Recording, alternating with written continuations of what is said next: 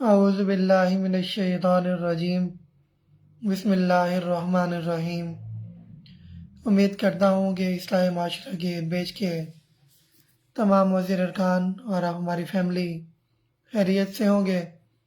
رمضان المبارک اختتام پذیر ہو چکا۔ رمضان المبارک میں آپ کے سامنے تفسیر قرآن مجید پیش کرنے کا موقع ملا۔ آپ احباب نے بہت پسند کیا، اس پر آپ کا بہت شکریہ۔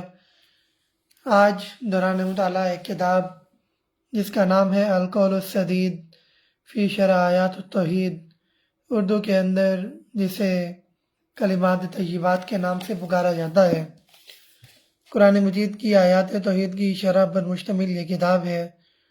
قرآن مجید ویسے تو بہت زیادہ معرفت کی کتاب ہے، تاریخ کے واقعات بھی ہیں، حکمت بھی ہے، زندگی گزارنے کا فلسفہ بھی ہے، دنیا کیسے گزارنی ہے دنیا کے اندر زندگی وہ بھی بتایا گیا، اور آخرت کی تیاری کیسے کرنی ہے وہ بھی بتایا گیا ہے۔ اسی طرح پچھلے انبیاء کے واقعات بطور عبرت بیان کیے گئے ہیں تاکہ تم لوگ ان سے عبرت حاصل کرو اور اپنی آخرت کی تیاری کر سکو۔ تو اس سورت کے اندر یا اس کتاب کے اندر سورہ بقرہ کی آیت نمبر 259 کے اندر دو انبیاء کے واقعات بیان ہوئے، تو میں نے بہتر سمجھا کہ آپ کو بھی اس کے اندر شامل مطالعہ کر لیا جائے۔ آیت نمبر 259 میں عزیر علیہ السلام کا واقعہ بیان کیا گیا ہے۔ حضرت عیسیٰ علیہ السلام کی پیدائش سے تقریباً 600 سال قبل بنی اسرائیل کی مذہبی حالت بڑی ابتر ہو گئی تھی۔ وہ شرک و ضلالت کی کفر میں گر چکے تھے، حتیٰ کہ پیغمبر وقت کی طرف سے دعوت توحید پر لبیک کہنے کے بجائے انہوں نے اللہ کے نبی کو قتل کر ڈالا۔ اللہ تعالیٰ نے ان پر بادشاہ باب البخت نصر کو مسلط کر دیا، جس نے بنی اسرائیل پر چڑھائی کی اور یہودیوں کے مشہور شہر یروشلم کو جلا کر برباد کر ڈالا، اور یہود کی عبادت گاہ بھی گرا دی، بنی اسرائیل کی بستیاں اجاڑ دیں۔ اس نے بنی اسرائیل کو گرفتار کر کے ایک حصے کو غلام بنا لیا اور اپنے ساتھ لے گیا، ایک حصے کو قتل کر ڈالا اور ایک حصے کو وہیں شام میں خانہ بدوشوں کی زندگی گزارنے کے لیے چھوڑ دیا۔ جب یروشلم اور یہود کی عبادت گاہ مکمل طور پر برباد اور ویران ہو چکے تو اس دوران ایک روز ادھر سے بنی اسرائیل کے ایک پیغمبر کا گزر ہوا۔ راویوں میں اختلاف ہے کہ وہ کون سے نبی تھے، لیکن اکثر مفسرین کے نزدیک مشہور یہی ہے کہ حضرت عزیر علیہ السلام تھے۔ اس ویرانی اور تباہی کے منظر کو دیکھ کر انہوں نے بطور حسرت اور تعجب کہا کہ اللہ تعالیٰ اس بستی کو کیسے دوبارہ زندہ کرے گا۔ مقصد یہ تھا کہ مرنے کے بعد دوبارہ زندہ کیسے کیا جائے گا، اور وہ اس کیفیت کا خود بھی مشاہدہ کرنا چاہتے تھے۔ یہ مطلب نہیں تھا کہ بعثت بعد الموت یعنی مر کر دوبارہ زندہ ہونے کے بارے میں یقین نہ رکھتے تھے۔ اللہ تعالیٰ نے انہیں اس کیفیت کا مشاہدہ کرانے کے لیے ان پر موت وارد کر دی اور اسی جگہ ان کی روح قبض کر کے ان کو 100 برس تک مردہ رکھا، اور ان کی سواری کا گدھا بھی وہیں پر مر گیا۔ 100 سال گزرنے کے بعد اللہ تعالیٰ نے ان کو زندہ کیا۔ اس عرصے میں نہ کسی نے ان کو دیکھا اور نہ کسی کو ان کی خبر ہوئی۔ جب عزیر علیہ السلام زندہ کیے گئے تو شہر آباد تھا، وہاں پر چہل پہل تھی۔ یہاں قدرت خداوندی نے انہیں ایک منظر اور بھی دکھایا۔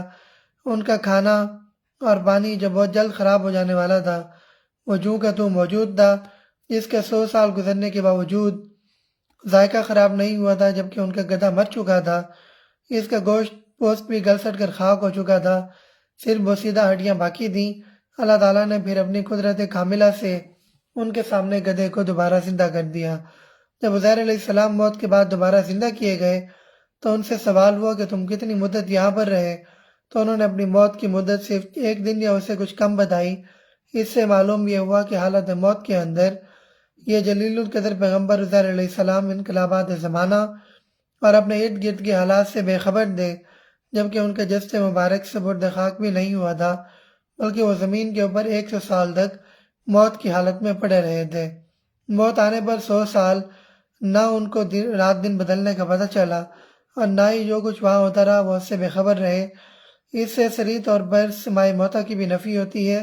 چنانچہ یہ ایک حقیقت ہے کہ انبیاء علیہ السلام کی ارواح مبارکہ موت کے بعد ان کے اجساد مبارکہ میں نہیں رہتی، بلکہ ان کی حیات برزخی ہوتی ہے۔ جہاں تک ان کے اپنے جسد اطہر کی سلامتی کا سوال ہے تو حضور پاک صلی اللہ علیہ وسلم کا ارشاد ہے کہ اللہ تعالیٰ نے مٹی یعنی زمین پر انبیاء کے بدن کا کھانا حرام کر دیا ہے۔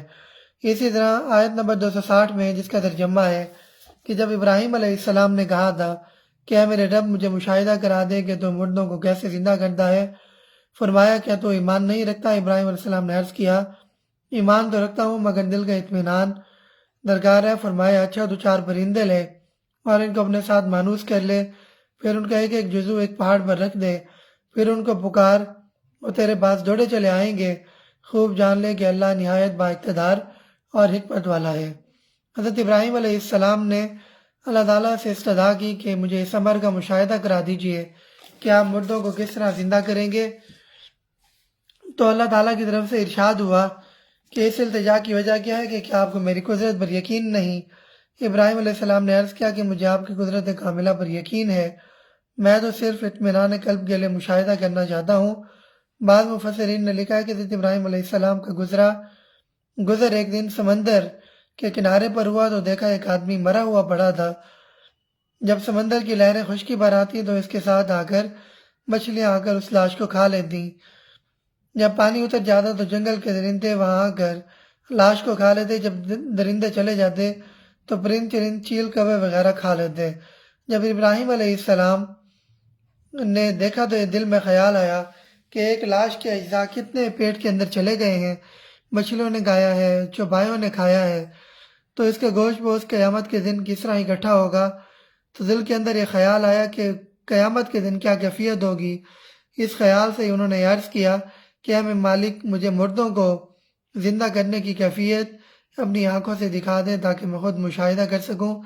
اللہ نے احیاء موتا کی کیفیت دکھانے کی ایک عجیب تجویز فرمائی۔ ابراہیم علیہ السلام کو حکم ہوا کہ آپ 4 پرندے لیں، انہیں اپنے ساتھ مانوس کریں، پھر ان چاروں کو ذبح کر کے ان کے گوشت پوشت کا قیمہ کر کے ملا لیں۔ بعض مختلف پہاڑوں پر ان کے قیمے کو رکھ دیں، پھر ان جانوروں کو جب آواز دیں گے تو وہ زندہ ہو کر آپ کی طرف بھاگتے دوڑتے چلے آئیں گے۔ اس طرح آپ اپنا اطمینان کر لیں اور جان لیں کہ آپ کا رب بڑی قدرت والا ہے۔ جس طرح اللہ تعالیٰ ان 4 پرندوں کے متفرق اجزاء کو دوبارہ جوڑ کر اور گوشت پوشت چڑھا کر زندہ کر سکتا ہے، اس طرح قیامت کے دن مردوں کے اجسام کو متفرق ریزوں کو جمع کر کے ان میں روح ڈال سکتا ہے۔ حضرت ابن عباس اور علماء تابعین سے منقول ہے کہ وہ 4 پرندے مور، کبوتر، مرغ اور کوا تھے جنہیں ابراہیم علیہ السلام نے ذبح کر کے مختلف پہاڑوں پر رکھا تھا، اور بعد میں بینہ یہی ہوا تھا۔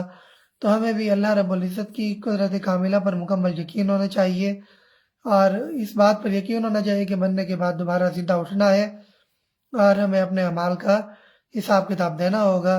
اللہ عمل کی توفیق عطا فرمائے۔